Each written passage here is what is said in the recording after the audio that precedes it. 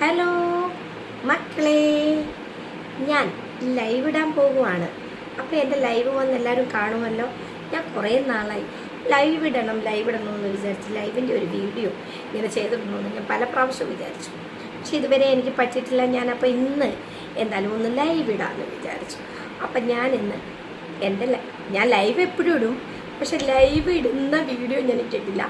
അപ്പം ഇപ്പോൾ സാറിന് ഞാൻ ഇന്ന് ലൈവ് വരണമെന്ന് വിചാരിച്ചു, പക്ഷേ എന്നാലും എൻ്റെ മനസ്സ് പറയുന്നില്ല.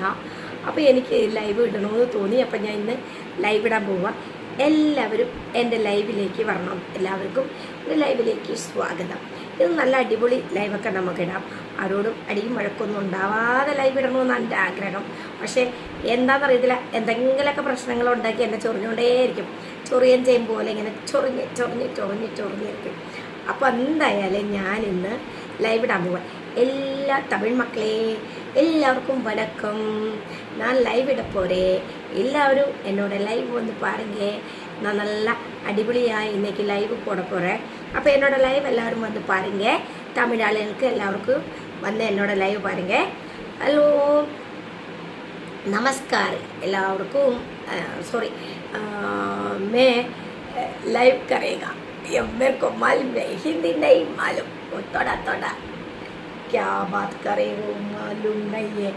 मैं I am now this live. ചോടു തപ്പാടോ തെറ്റാടോ ഒന്നും അറിയത്തില്ല. ഞാൻ എന്തായാലും ഒന്ന് ലൈവ് ഇടാൻ പോവുകയാണ് കേട്ടോ.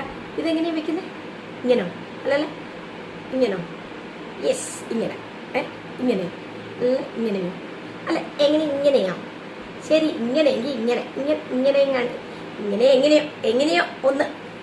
അപ്പം എല്ലാവരും നമുക്ക് ലൈവിൽ കാണാം. Okay, bye, tata, bye. Thank you മക്കളെ. എല്ലാവരും വരൂ. വണക്കം, ടാറ്റാ, ബൈ.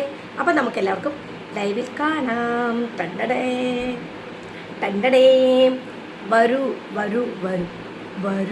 വരൂ. എന്നെ കാണാൻ വരൂ പ്ലീസ്. കോമാളിയാണോ ഞാൻ? കൂടെ കോമാളിയാണ്. കൂടെ ദേഷ്യം വന്നോണ്ടല്ലോ, ഭദ്രകാളിയാവും.